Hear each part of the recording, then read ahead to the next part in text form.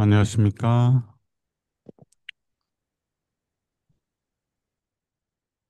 오늘도 그리스도와 교리, 특별히 그리스도와 율법에 관해서 계속 살펴보겠습니다. 오늘은 그리스도와 율법 다섯 번째입니다. 하나님의 율법은 단순함. 이 장은 우리가 두 번 나눠서 살펴보겠습니다. 하나님의 율법은 단순하며 쉽게 이해할 수 있다. 하나님의 율법 가운데는 신비에 속한 것이 없다. 모든 사람들이 율법이 포함하고 있는 위대한 진리를 깨달을 수 있다. 가장 박약한 지능을 가진 사람도 이러한 규칙들을 파악할 수 있고, 가장 무식한 사람이라도 생애를 규제할 수 있으며, 거룩한 표준을 본받아 품성을 형성할 수 있다. 율법은 굉장히 단순합니다. 율법이 단순 하다기보다는 진리 자체가, 하나님이 만드신 진리 자체가 굉장히 단순한 것들이죠. 그러나 사람들이 죄를 사랑함으로 말미암아 진리가 오묘해졌고, 진리가 신비에 속한 것이 돼버린 겁니다. 진리를 깨닫지 못하게 된 거고, 율법도 마찬가지입니다. 율법도 굉장히 단순한데도 불구하고 사람들은 율법을 잘 이해하지 못합니다. 율법이 유대인에게만 속한 것이라더니, 율법이 폐전년이, 율법은 하나님의 은혜로 말미암아 구원받는 자들에게는 더 이상 필요 없다는 것이라느니, 율법을 지켜서 구원받는 게 아니라는 둥. 여하튼 사람들은 율법을 그렇게 필요한 것으로 이해하지를 못하죠. 왜냐하면 율법이 요구하는 그 거룩한 표준들이 우리에게 너무 부담이 되는 겁니다. 율법을 지켜 순종하기가 싫은 거죠. 쉽게 말하면 죄를 사랑하는 마음은 이 진리를, 율법을 이 단순한데도 불구하고요, 잘 깨닫지 못하게 하고 멀리하게 합니다.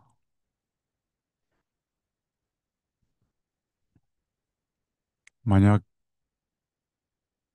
인간의 자녀들이 최선의 능력을 다하여 이 율법을 순종한다면 하나님의 목적과 계획을 더욱 밝히 깨달을 수 있는 정신력과 식별력을 얻게 될 것이다. 놀라운 약속이 있죠. 율법을 순종하면 하나님을 더 분명하게 깨달을 수 있다고 약속하고 있습니다. 율법을 온전히 순종하면 그의 정신력과 식별력은 더 예민해지고 예리해져서 하나님의 분명한 목적과 계획을 깨달을 수가 있어요. 그런데 온전히 순종하는 경험이 없기 때문에 말씀을 봐도 끄달기식으로 이해하고, 설교를 들어도 바르게 깨닫지 못하는 거죠. 아니, 그런 설교가 거의 드물죠. 거룩한 율법은 우리들이 하나님을 가장 사랑하고 우리 이웃을 우리 몸과 같이 사랑하라고 요구하신다. 이게 율법의 요구죠. 하나님을 사랑하고 이웃을 사랑하라. 그런데 우리는 이 사랑을 할 수가 없잖아요. 그래서 율법은 우리로 하여금 이 사랑을 할 수 있도록 하시는 분에게 우리 시선을 향하도록 하는 겁니다. 우리 자신에게 머물게 하지 않고. 그런데 이 율법을 깨닫고 율법의 요구를 알고서도 여전히 자기가 이 율법의 요구를 행하려고 하는 노력을 하는 사람들은 헛된 수고를 하는 겁니다. 못하는데 해보려고 하는 거죠. 그래서 잘한 것처럼 여겨지면 교만해지는 거예요. 자기의가 가득한 거죠. 그게 율법주의자죠. 바리새인들의 신앙. 이 바리새인의 의로는 절대 하늘에 이를 수가 없습니다. 이러한 사랑의 실천이 없이는 가장 고상한 신앙의 고백도 한갓 위선이 되고 말 것이다. 보세요. 어떻게 하나님을 사랑하고 이웃을 사랑하라고 했는지. 그리스도께서 말씀하시기를 내 마음을 다하고 목숨을 다하고 뜻을 다하여 주 너희 하나님을 사랑하라. 신명기 6장에 있는 말씀을 그대로 인용하셨죠. 이것이 크고 첫째 되는 계명이요. 둘째는 그와 같으니 내 이웃을 사랑하되 내 몸과 같이 사랑하라 하셨으니 레위기 19장에 있는 말씀을 인용하신 겁니다. 이 두 계명이 온 율법과 선지자의 강령이니라. 그 당시에 구약밖에 없었으니까요. 구약을 율법과 선지자라고 불렀습니다. 그러니까 그 당시 성경이 말하고 있는 핵심이 하나님 사랑과 이웃 사랑이라는 거죠. 모든 말씀이 여기에 다 포함된다는 거예요. 그런데 우리는 이 사랑을 할 수가 없어요. 어떻게 우리가 마음을 다하고 목숨을 다하고 뜻을 다하여 하나님을 사랑합니까? 일반적으로는 우리의 마음은 세상에 있고 나의 뜻은 하나님의 뜻과 다른데 하나님을 사랑하려고 하죠. 이건 하나님이 요구하시는 사랑과는 다른 사랑입니다. 이웃을 사랑하는 것도 나의 기호와 나의 표준에 나의 감정에 의한 사랑이지 나 자신을 사랑하는 것처럼 사랑하는 경우는 거의 없습니다. 그래서 이 사랑을 하기 위한 필수 조건이 뭡니까? 다 자기를 부정하고 자기를 굴복하고 자아를 희생하는 겁니다.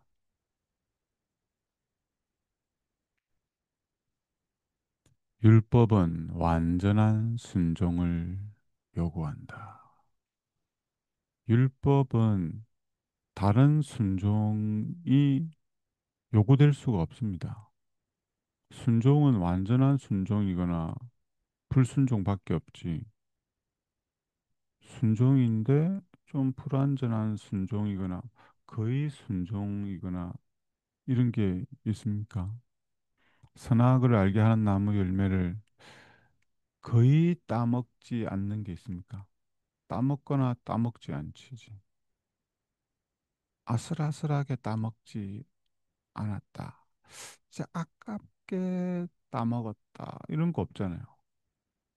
완전히 순종하여 선악을 알게 하는 나무 열매를 먹지 않거나 불순종하여 먹거나 밖에 없습니다.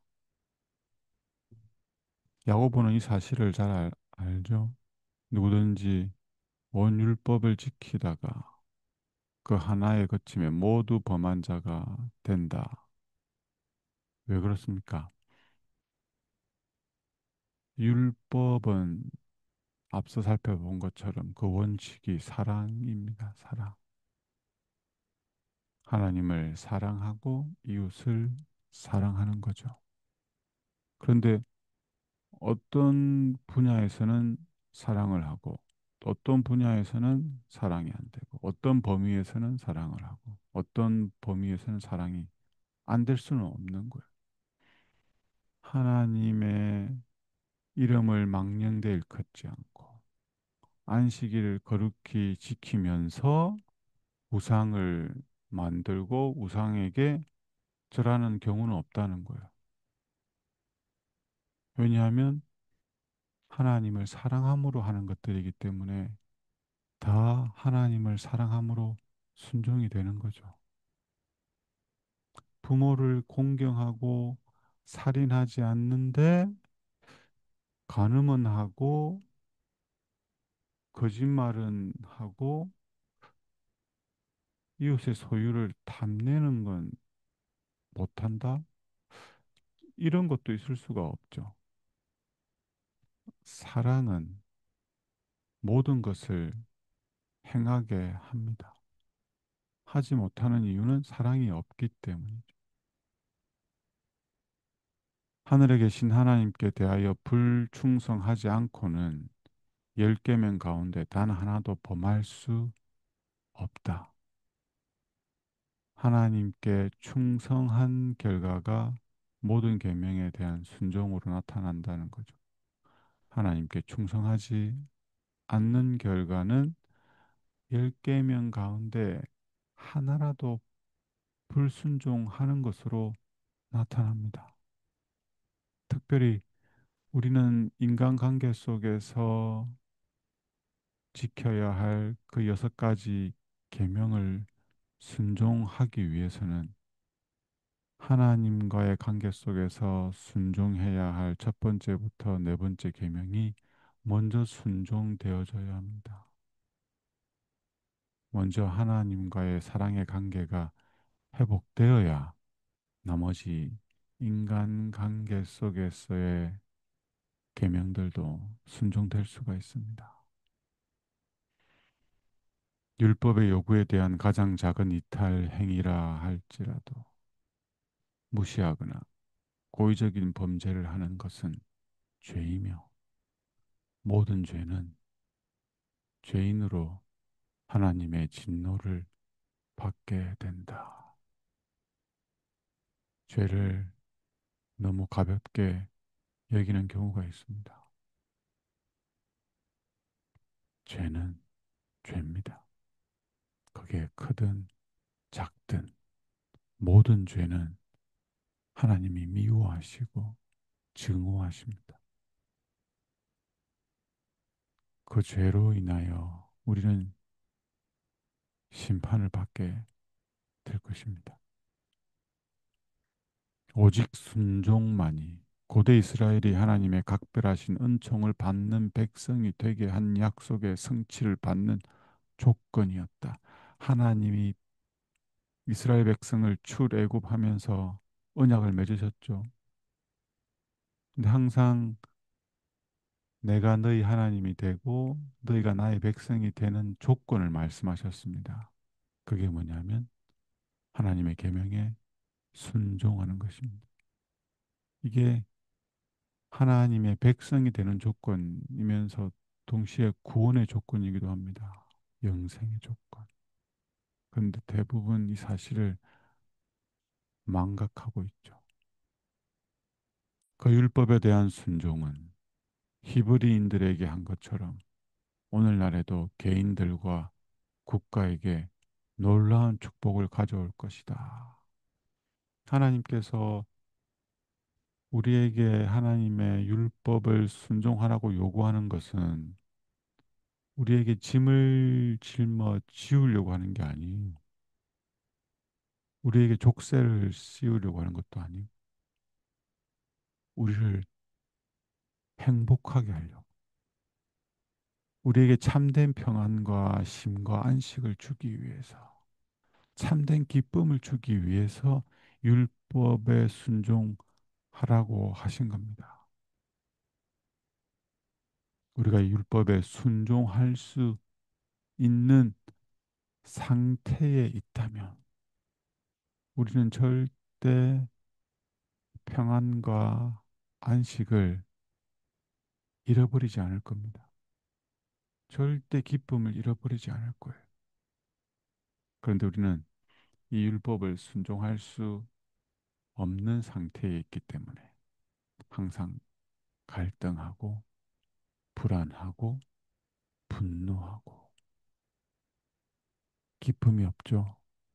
낙담하고 후회하고 원망스럽고 불평하고 율법을 순종하면 놀라운 축복이 우리에게 이르도록 하나님께서 이미 다 준비해 놓으셨습니다. 율법에 대한 순종은 우리의 구원만을 위하여서가 아니라 우리의 행복과 우리와 관련된 모든 인간의 행복을 위하여 절대적으로 기묘한 것이다. 영감의 말씀은 주의 법을 사랑하는 자에게 뭐가 있어요? 주의 법을 사랑하는 자에게 평안이 있으니.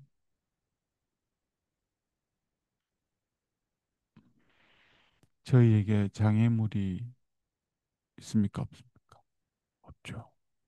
내 곁에 누가 있든 어떤 놈이 있든 내 평안을 빼앗거나 빼앗거나 깨뜨릴 수가 없는 겁니다. 내가 어떤 환경에 있든 이 평안은 잃어버릴 수가 없는 겁니다. 폭풍우 가운데 있더라도 예수님은 평안하셨습니까? 평안히 잠을 자셨죠. 법정에서 조롱을 받고 따귀를 맞고 침뱉음을 당하더라도 예수님은 그 평안을 잃어버리지 않죠. 주의 법을 사랑하는 자, 그 법이 그들의 심령 가운데 있는 자들은 절대 이 평안을 잃어버리지 않습니다. 그러나 유한한 인간은, 다른 말로 무지한 인간은,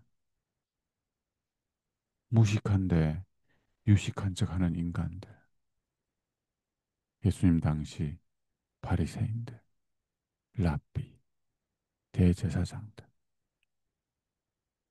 그들은 창조주께서 친히 인간의 필요를 위하여 응용하신 거룩하고 공의로우며 선한 자유의 율법을 어떤 인간도 짊어질 수 없는 속박의 멍에로 제시할 것이다. 그러나 율법을 고통스러운 멍에로 여기는 사람은 어떤 사람인지 보세요. 죄인이며 율법의 교훈 가운데서 아름다움을 발견할 수 없는 사람은 어떤 사람인지 보세요.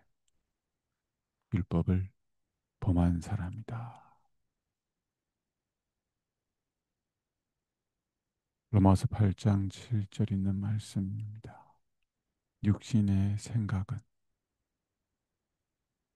율법을 지키기 어렵다고 말하는 사람들, 율법을 지킬 필요 없다고 하는 사람들, 혹은 저 율법을 지킬 수 있다고 자기 스스로 율법을 지킬 수 있다고 하면서 율법을 지켜서 의에 이르고자 하는 사람들. 이런 사람들의 생각은 하나님과 원수가 되나니 이는 하나님의 법에 굴복치 아니할 뿐 아니라 할 수도 없도다. 정말 율법이 그의 마음 가운데 있는 자들은 뭐라고 고백합니까? 내가 주의 뜻 행하기를 즐기오니 주의 법이 내 심령 가운데 있다고 고백하죠. 오늘 하루 이 율법을, 이 단순한 율법을 깊이 오래 생각해 보시기 바랍니다.